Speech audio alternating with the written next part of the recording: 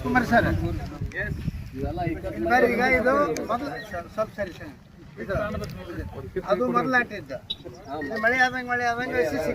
ಈಗ ನಾಟಿದ್ದು ಈಗ ನಾಟಿ ಸಂಪೂರ್ಣ ನಾಟಿಲ್ಲ ಇನ್ನೂ ನಾಟಿಲ್ಲ ಸಂಪೂರ್ಣ ನಾಟಿ ಸರಿಯಾಗಿ ನಾಟಿಲ್ಲ ನೋಡ್ರಿ ಒಂದ ನಾಟಿ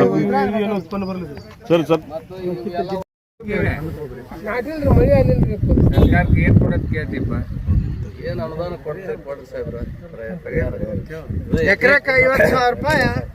ರೈತರ ಪರಿಹಾರ ಕೊಡ್ರಿ ಅಂತ ಯಾರಾದ್ರೂ ಬಂದಿದ್ರ ನೋಡ್ಕೊಂಡು ಹೋಗಕ್ಕೆ ಬಂದಿಲ್ಲ ಸರ್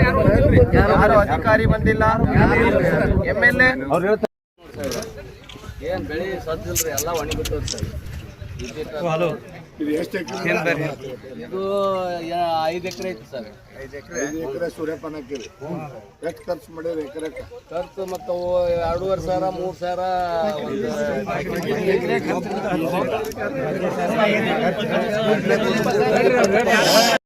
ಗೊಬ್ಬರ ಹಾಕಿದ್ದಾರೆ ಗೊಬ್ಬರ ಮತ್ತು ಬೀಜ ಅನ್ನೋದ್ರಾಗನ ಒಂದು 5,000 ರೂಪಾಯಿ ಖರ್ಚಾಗುತ್ತೆ ಮತ್ತೆ ನೇಗಿಲು ಮುಂಚೆ ನೇಗಿಲು ಹೊಲ ತಯಾರು ಮಾಡಬೇಕು ಆಮೇಲೆ ಮತ್ತೆ ಹೊಲ ತಯಾರು ಮಾಡಬೇಕು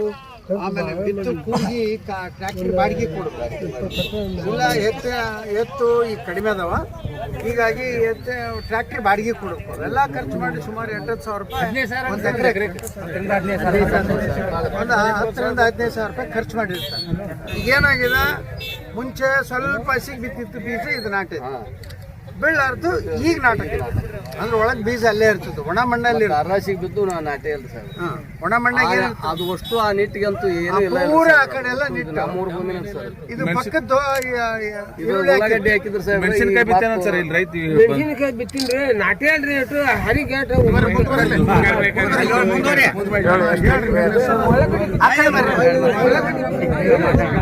ಉಳ್ಳಾಗಡ್ಡಿ ಬಿತ್ತಿದ್ರಿ ನಾಟಿ ಎಕರೆ ಬಿತ್ತೀರಿ 1 ಎಕರೆ ಐತ್ರಿ ನನ್ನ ಹೊಲ ಇರೋದು 1 ಎಕರೆ